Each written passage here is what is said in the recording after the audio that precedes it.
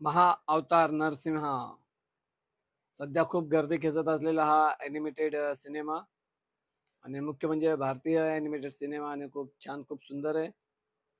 या सिनेमात भक्त प्रल्हाद व त्यांचे वडील हिरण्यकश्यपू यांच्या संदर्भातली ही कथा आहे, जी आपण लहानपणापासून अभ्यासात वाचन केलेली आहे आणि तसेच बहुतेकांना माहिती आहे. तर आज आपण त्या संदर्भात हा एक व्हिडिओ पाहूयात. नरसिंहा अवतार हा विष्णूंच्या दशावतारांपैकी चौथा अवतार मानला जातो. वैशाख शुद्ध चतुर्दशीला हिरण्यकश्यपू या राक्षसाच्या नाशासाठी देवांच्या विनंतीवरून विष्णूंनी हा अवतार घेतला. हिरण्याक्ष आणि हिरण्यकश्यपू हे दोघे दानव भाऊ. त्यांच्या क्रूरतेमुळे सर्व देवता व पृथ्वीवरील सर्व जीव त्रासून गेले होते. पृथ्वीच्या उद्धारासाठी भगवान विष्णूंनी हिरण्याक्षाचा वराह अवतार घेऊन वध केला. आपल्या प्रिय लहान भावाचा वध झालेला पाहून हिरण्यकश्यपू अत्यंत संतापला. त्याने सर्व दानवांना आज्ञा केली की तुम्ही पृथ्वीवर जा आणि दान, तप, यज्ञ याद्वारे विष्णूंची आराधना करणाऱ्यांचा नाश करा. यज्ञ व अनुष्ठान करत असणाऱ्यांच्या कामात विघ्न घाला. त्याने शपथ घेतली की जोपर्यंत आपल्या शूळाने विष्णूंचा कंठ फोडून त्यांच्या रक्ताने माझ्या प्रिय बंधूंचे तर्पण करीत नाही, तोपर्यंत शांत बसणार नाही. त्याची आज्ञा मानून सर्व दानवांनी पृथ्वीवर धुमाकूळ घातला. इकडे हिरण्यकश्यपूने अमरत्व मिळवण्यासाठी मंदार पर्वतावर खडतर तपश्चर्या करण्यास प्रारंभ केली. एका निर्जन दरीमध्ये एकाच पायाच्या अंगठ्यावर उभे राहून वर हात करून दृष्टी आकाशाकडे लावून त्याची तपश्चर्या सुरू झाली. त्याला मिळणाऱ्या तपोबलामुळे मस्तकातून धूर निघू लागला. नद्या आटल्या, भूमीला तरकाप सुटला, नक्षत्रे गळाली व त्यामुळे सर्व देव संकटात सापडले. सर्व देवांनी ब्रह्मदेवाकडे धाव घेतली व त्यांची विनवणी करू लागले. तेव्हा ब्रह्मदेव हिरण्यकश्यपूकडे गेले व म्हणाले, हे हिरण्यकश्यपू, तुझ्या तपाने मी प्रसन्न झालो आहे. मी तुला वर देण्यासाठी येथे आलो आहे. त्याने ब्रह्मदेवाचे नमस्कार केला व म्हणाला, हे भगवान, तुम्ही उत्पन्न केलेल्या भूतांपासून मला मृत्यू प्राप्त होऊ नये, तसेच घरात अथवा बाहेर, दिवसा अथवा रात्री, ना शस्त्राने ना अस्त्राने, भूमीवर व आकाशात, प्राण्यांकडून, मनुष्यांकडून, देवांकडून, दानवांकडून, मृग, महानाग यांच्यापासून मला मृत्यू प्राप्त होऊ नये. तसेच तुमच्याप्रमाणे मला देखील कीर्ती प्राप्त व्हावी व सर्व जीवांचा अधिपती असे पद प्राप्त व्हावे. युद्धात माझा कोणी प्रतिपक्षी नसावा व न संपणारे ऐश्वर मला प्राप्त व्हावे. ब्रह्मदेवाने त्याला हे सर्व प्रदान केले. या वराच्या सामर्थ्याने हिरण्यकश्यपूने तिन्ही लोकांवर विजय प्राप्त केला.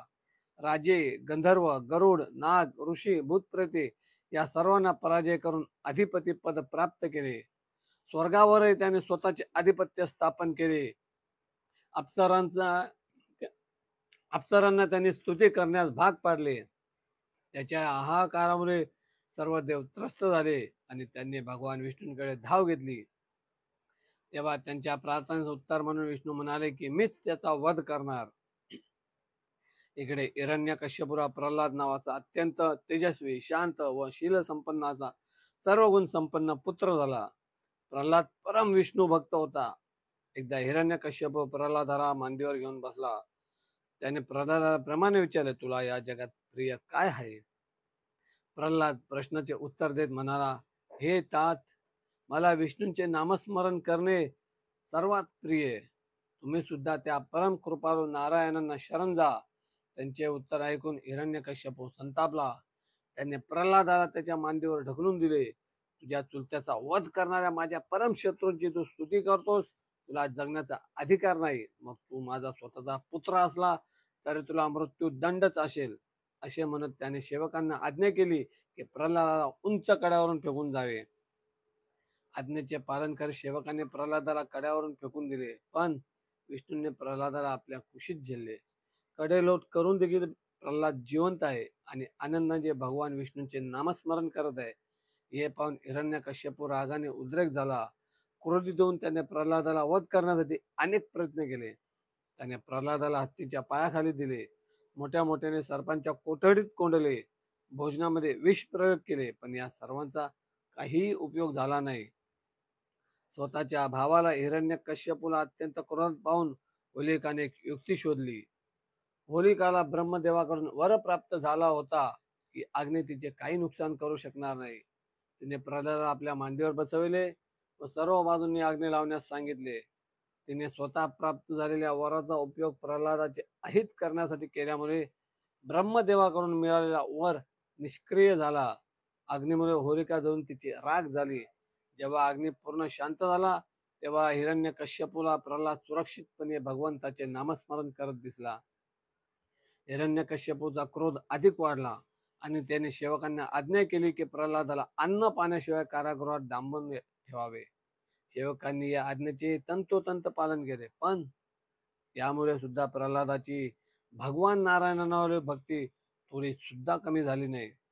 सर्व प्रयत्न निष्फळ झालेले पाहून हिरण्यकश्यपूने क्रोधाने पेटून उठला व त्याने प्रल्हादाला वध करण्यासाठी भर सभेत घेऊन येण्याची आज्ञा सेवकांना दिली. श्री विष्णूचे नामस्मरण करत आलेला प्रल्हाद पाहून हिरण्यकश्यपू संतापून उठला आणि प्रल्हादाला उद्देशून म्हणाला, सांग तो विष्णू कुठे आहे? तेव्हा प्रल्हाद शांतपणे म्हणाला की तात हे सर्व जगच माझ्या नारायणाने व्यापलेले आहे. जली स्तरी माझे विष्णू वास करीत आहेत. प्रल्हादाच्या या उत्तरावर कोरीत येऊन हिरण्यकश्यपू गरजला, मग या खांबामध्ये आहे का तुझा नारायण? प्रल्हाद म्हणाला, हो तर या खांबात देखील आहेत माझे नारायण. माझे श्री हरी. हे ऐकतात हिरण्यकश्यपूने त्याच्या खांबाजवळ उडी मारली आणि आपली गदा उचलली आणि ज्या खांबावर प्रहार करत म्हणाला, थांब, आज तुझा आणि तुझ्या श्री हरीचा मी वध करतो. जसे त्याने गदेने खांबावर प्रहार केला तोच त्या खांबातून अति भयंकर आवाज उत्पन्न झाला व त्या आवाजाने ब्रह्मांड फुटले की काय असा सर्वांना भास झाला.